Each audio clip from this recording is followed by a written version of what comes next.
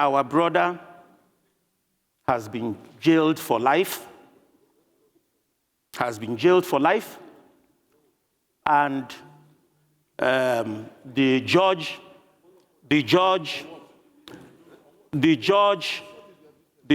who jailed him saw before him what you are distracting me. The judge who jailed him, or Motosho, saw things before him that made him to jail him for life. Good enough. But Mr. President has the greatest opportunity now. I'm not a lawyer, but I'm a lawmaker. My name is Honorable Judge Ozodinobi.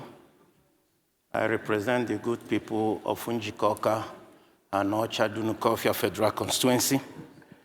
I'm from Anambra State. Mine is a short one. I want to speak to the sovereignty of this country, of which we have gradually lost. As a child, I can beat my chest today that I'll be one of the few here standing that saw war as a child. What is happening in Nigeria today, especially in the north? Nigeria is at war. We must call it that. We must wage what is happening in the north. Confront it as we are fighting war. I want to speak, Mr. Speaker, on Nigeria as a sovereign nation.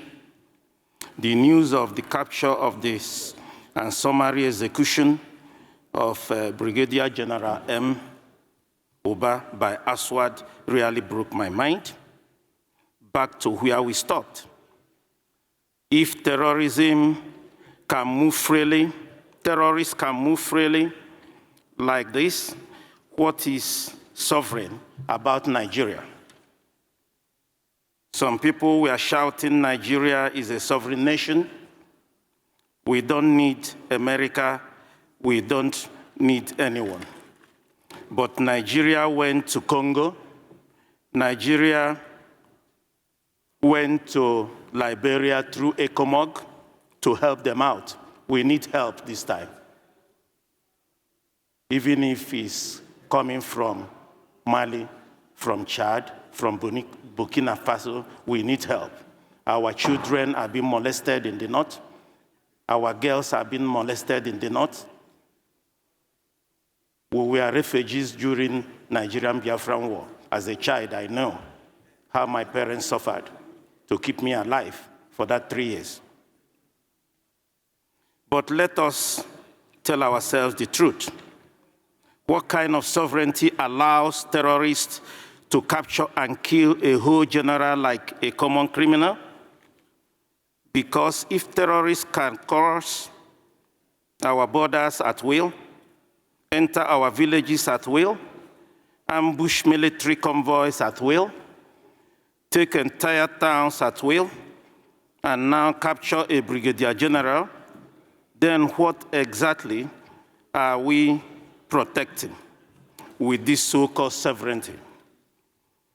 Is this sovereignty when terrorists are the ones controlling forests, highways, and communities?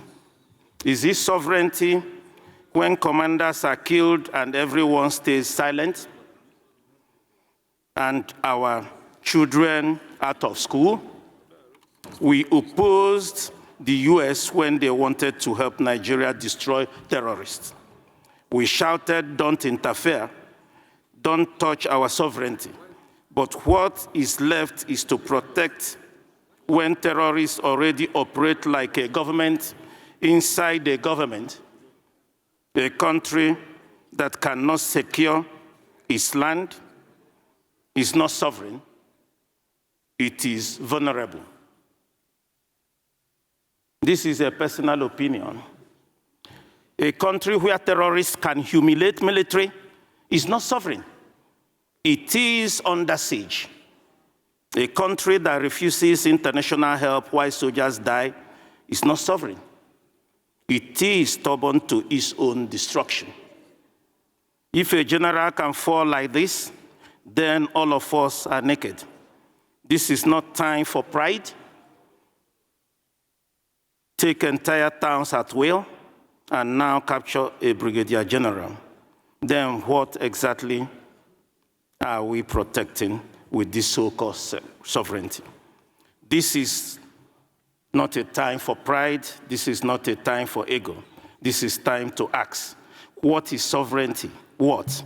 If it cannot save a single life of a Nigerian. Truly, a country of particular concern.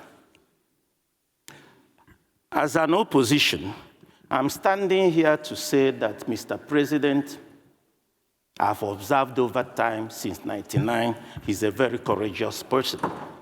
That's why in 99 in Lagos, I voted for him to be a governor. And I also saw his courage when, a minute after being sworn in, he removed the oil subsidy. Though timing was wrong, I saw his courage when he brought off 4 tax bill here, we passed. We saw his courage. And also I want to encourage him to extend that his courage. Today, our brother has been jailed for life, and the judge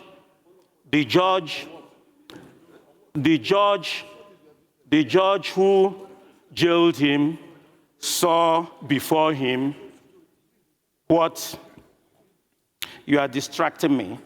The judge who jailed him on Motosho saw things before him that made him to jail him for life. Good enough. But Mr. President has the greatest opportunity now. I'm not a lawyer, but I'm a lawmaker. I'm not a lawmaker. I'm not a judge. I'm a lawmaker. What I am saying today, that Mr. President Leader, please. Mr. President today has the greatest opportunity as a very courageous person, that today I know that point of order. The counsels to Mazi Kalu Nwankwo has not gone for appeal. We are not appealing today. We are demanding today that within the ambits of law of these 60, 90 days, he has not gone point to of court. Order. For Mr. President to give him a pardon and release Nnamdi Kanu to us. I rest my case. Okay, thank you, Karen. Thank you. Thank you. Please, can we call Jaji to take the floor?